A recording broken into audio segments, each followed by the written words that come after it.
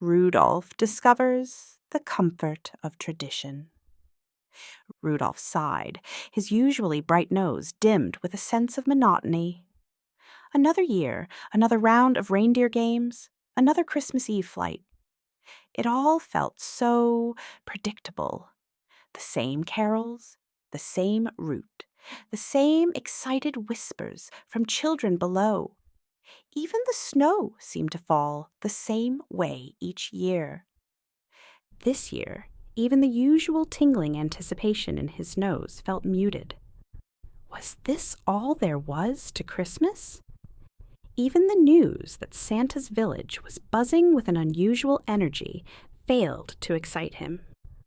Bumble, ever sensitive to his friend's mood, nudged Rudolph with a furry paw. "What's wrong, little buddy?" he rumbled. "Your nose isn't glowing like it usually does." Rudolph slumped, his antlers drooping. "It all feels the same, Bumble," he sighed. "Year after year, the same routine. I wish something different would happen." Bumble chuckled, a sound like an avalanche rumbling down a mountain. "Different? You want different? Yukon Cornelius told me about a place called Kissies Place, some ways south of here. Now that's different." Curiosity flickered in Rudolph's eyes. Maybe a change of scenery was what he needed. And besides, the elves were buzzing about a mysterious energy emanating from somewhere south. Could Kissies Place be the source? Without waiting for Santa's return from his annual fishing trip, Rudolph and Bumble packed a sled with gingerbread cookies and set off, guided by the faint warmth in Rudolph's nose and Yukon Cornelius's vague directions. Their journey led them across a vast expanse of glistening ice and snow, the sky above a swirling canvas of blues and greens. As they flew, Rudolph couldn't shake the feeling that this was just another adventure, another temporary distraction from the predictable routine of the North Pole. But as they neared Kissies Place, the energy intensified. It wasn't a wild, unpredictable force, but a steady, comforting warmth, like a familiar carol sung by 1,000 voices. And then they saw it. Kissies Place, ablaze with 1,000 twinkling lights, spread out before them like a Christmas quilt woven from childhood dreams. Families strolled through the display, their faces lit by the glow of fairy lights and the sheer joy of being together. Children pointed at Moosey Goosey, his big eyes shining with the same wonder Rudolph had seen in countless children's eyes over the years. They watched as families posed for pictures in front of the giant inflatable Santa Claus, their laughter ringing through the frosty air. Rudolph even saw a young girl, her eyes bright with excitement, hugging a giant teddy bear, just as countless children had hugged him on Christmas Eve.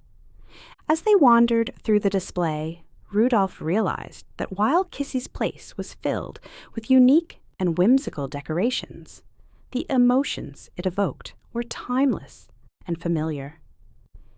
It was a place where families created traditions, year after year, returning to share in the joy of the season.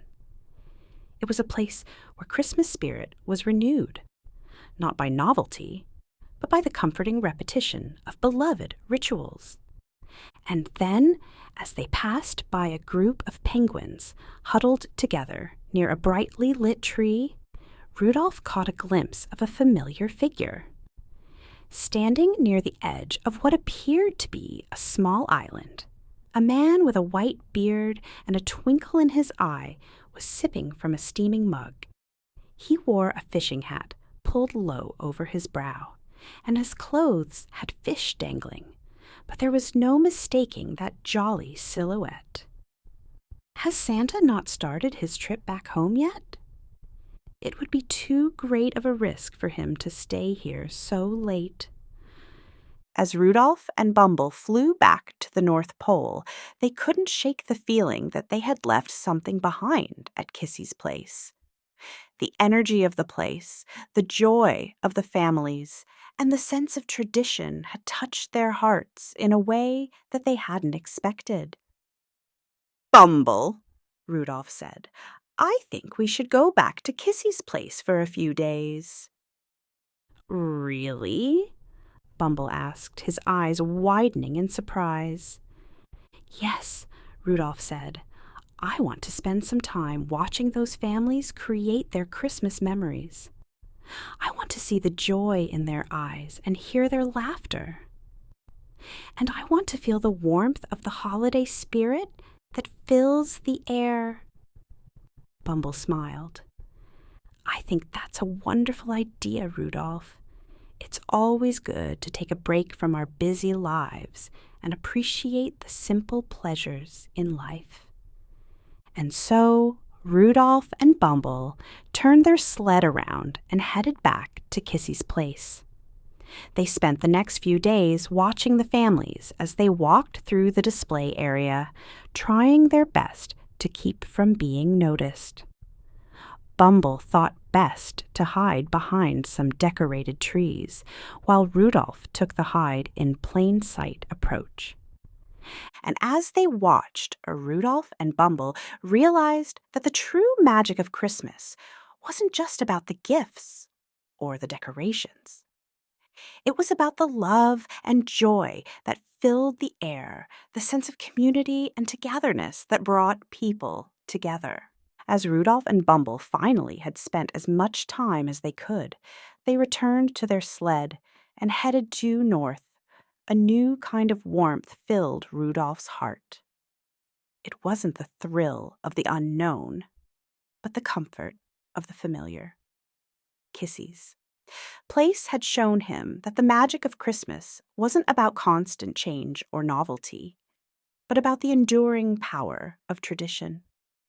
The joy of seeing families return year after year, sharing in the same beloved rituals, creating memories that would last a lifetime. And as Rudolph flew back to the North Pole, his nose glowing with a newfound appreciation for the familiar, he knew that the same carols, the same route, the same excited whispers from children below were not signs of monotony, but threads woven into the rich tapestry of Christmas tradition.